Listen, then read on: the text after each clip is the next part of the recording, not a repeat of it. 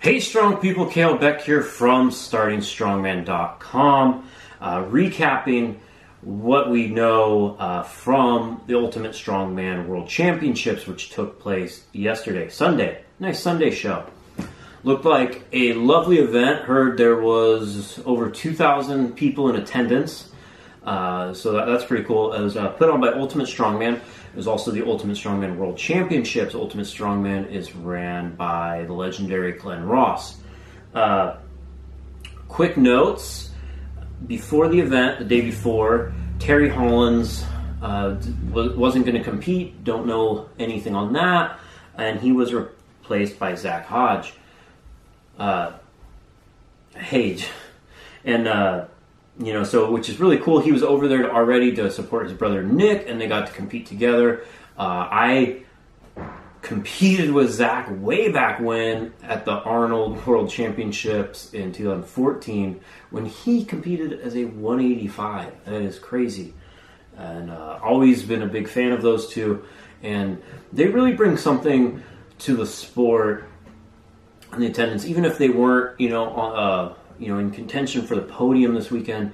I'm pretty sure anyone who was there watching really enjoyed watching those two. You won't see two more enthusiastic and exciting athletes competing. They bring passion, to say the least. And that's why when I saw them in the amateur circuit, I was like, yeah, they're going to go places.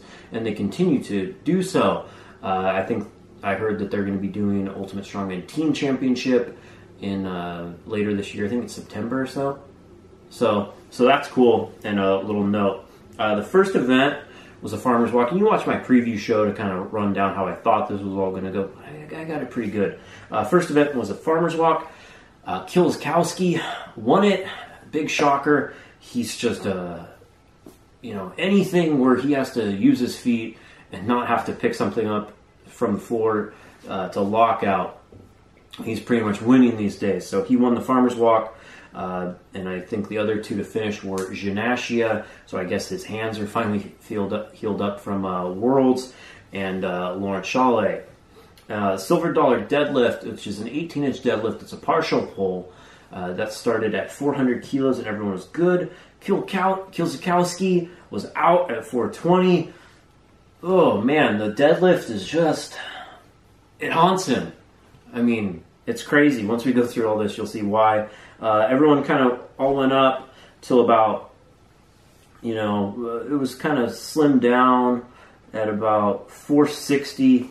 Most everyone else going out. And also, it was reported that Mikhail Shivlikov suffered some sort of calf injury. I think that's like a recurring issue. I've seen a couple Arnolds in past years where he's kind of limping around on one leg. So he has I think one of his calves is a little dodgy, but I think he hurt it on the farmer's walk, probably on the turn, if I was to guess. That can be tricky as you're putting more weight on one side of your body.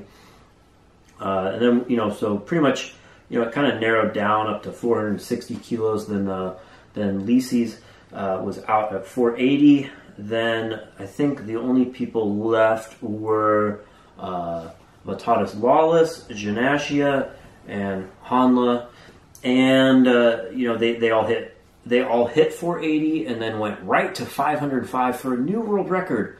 I'm not sure if this is counted as an Ultimate Strongman world record. I would like to hear, Glenn Ross's take on this. I know that Tom McGee did the cheese deadlift back in the 80s, which was, what was it? So this is 505 kilos. It was like 1,140 pounds, but that was like with a super bendy bar. I think that was a little higher than 18 inches, so I can get why they don't discount that. Then Eddie Hall doing his book promo tour, I think it was late last year. He put out, in like an office building, like on a couple floors up, did a silver dollar deadlift boxes with nothing but his books. Somehow, all of those boxes, perfectly loaded up with his books, nothing but books, weighs as a new world record. Who would imagine? And I haven't seen too many world records being attempted with one person just as an exposition on, you know, like a fifth-story office building. I don't know how the floors held up. But Colin Bryce was the person, so, you know, that's pretty, you know, that's a good, but it's a weird one. I'd like to see a scale on that. I don't know. Do you think that was real? I'm not discounting that Eddie Hall could not do an 18-inch deadlift record, but that was weird circumstances to consider something official without having any verification of the weight. So I can see why that one's discounted. And there was an old world record by in the silver dollar deadlift by Ken Brown, lives in the Fresno, California area, who I met a couple times at shows. He was a World's Strongest Man competitor from back in the day, and he hit, I think, 504 kilos, which is like 1,100 and whatever, it's something, 1,112 or something pounds. He hit that a long time ago to break the world record. And I was actually, one of my first contests was in Petaluma it was up in Petaluma, California, and Ken Brown did an exhibition there against, Rob Mueller, I think it was. He was the pro strongman in America at the time, and he went to break his own world record again. And Rob, I think they called him Doc Rob back then, he used to train at... the hell was that gym? Diablo. Yeah, Diablo was a big powerlifting gym back in the day up in the East Bay area. And but then Ken Brown, he was pretty old at the time, but man, he was strong as hell. And he just went out and he pulled 1125. I don't know if that wasn't known. It was reported in Iron Mind. I saw it with my own eyes. So not sure how this is considered a new world record, if we're doing Federation world records, but nonetheless, Rano Hanlo won the event with 505 kilos. It was presented as a world record. We'll, I don't know, let me know your thoughts, and we'll kind of try to get to the bottom of that more. But I think if, looking at that, Rano was extremely good at partial deadlifts, maybe one of the best. Would love to see him on the old Hummer tire deadlift setup. He's just exceptional at them, and I think he definitely had enough. If you look at it, it looked like a warm-up and super easy.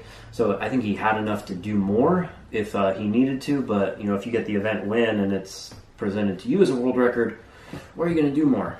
I'm sure you can do more next time. But I still count either Tom McGee's cheese deadlift or Ken Brown's 1125 personally, and on Starting Strongman Records as the current record. Anyways, then there was an intermission, and Kilzikowski went for the 150 kilo dumbbell.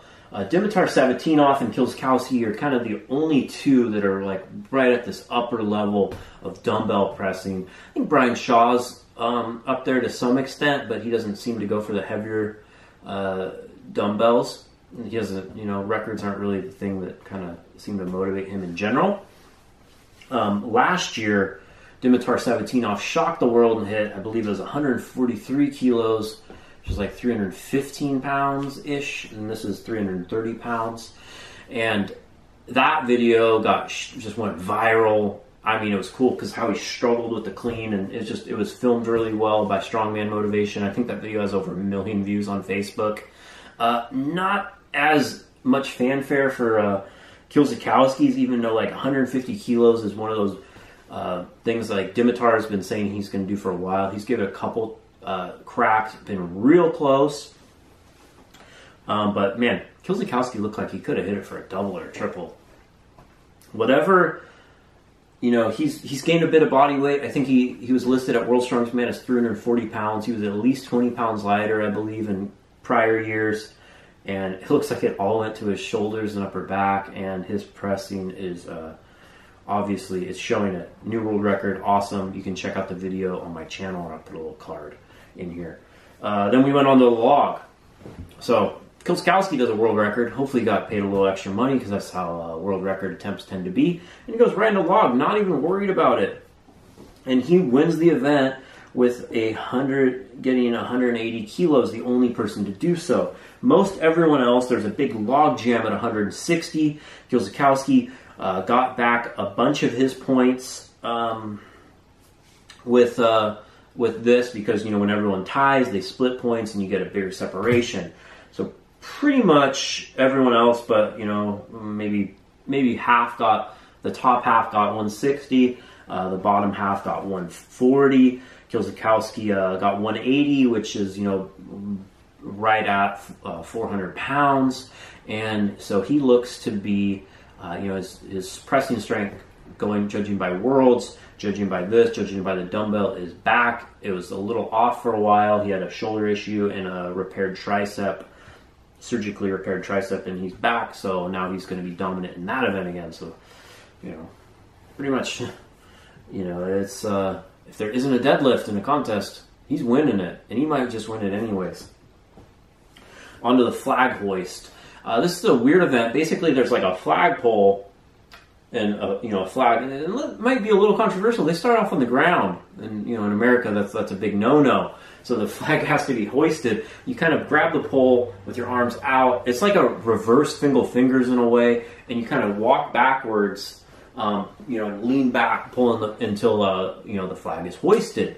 And there was like a 5 series. I think only like 3 or 4 of I think 3 of them did all 3. Pa O'Dwyer of Ireland, I think, won the event. Not sure. Actually, I think Kiełzakowski might have done it, and Lisi's.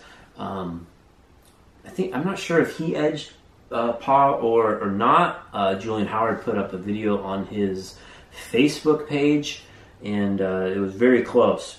So going into the last event, Martins, who won the Summer Mania last year, had a 1.5 point lead over Kiełzakowski, unofficial. They did the stones. Lisi's, I believe, won neither one could load the last stone. I hear it's a 23-inch in diameter, which is really hard to do. It makes it incredibly hard. I don't think anyone loaded it, and I think Lisi's loaded the 4th a little faster than Kiełzakowski. Not much else is known other than that. So how the results ended up was Martins. He retains his title as Summer Mania champion. His picture last year was a lot better, though. There's a famous picture. He's like this, like he's. It was amazing. Kiełzakowski ends up in 2nd, pretty much winning almost every other event. It looks like, other than getting last in the deadlift. And Janashia ends up in 3rd, 1 point above Vitalis Lawless. So that's great to see that Lawless is healed up and getting right up in that podium contention again. Ronald Hanla in 5th, Lawrence Chalet in 6th, Paul Dwyer, then an injured Shivakov, and I think then it went Zach, then Gorgeschut, I think he's German guy, then Paul Smith or Nick Hodge, not sure which one ended up in last. Awesome event. It's going to be streamed. There's like a professional production that's going to be on Vimeo for rent or to buy. I think it ends up, after the currency exchange, being about $6 to rent it, $15 to buy it. For people that say, "Oh, I wish I could watch this," you should buy it. I'm going to buy it. I'll put a link hopefully in the description or on startingstrongman.com, or just follow on social media when that becomes available. Glenn Ross puts on a great show. Fun events, there's a good crowd.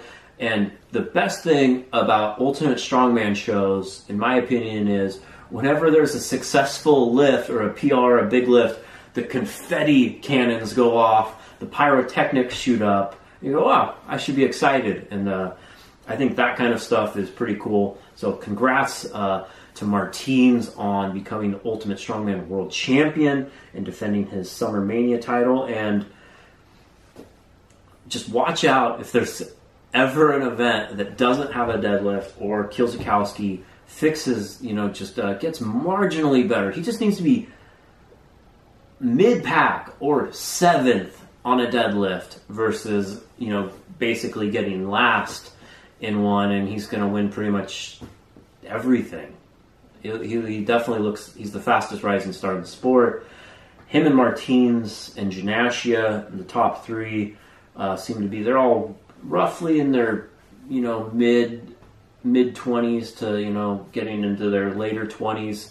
And I think that's going to be the rivalry from here on, and they're going to be the three right now that look like they're just going to be pecking and pestering Hafthor Bjornsson as like, hey, this is your time. They're going to be pestering Hafthor and Shaw to be the best in the world, and they're the future of the sport. So definitely pay attention to them.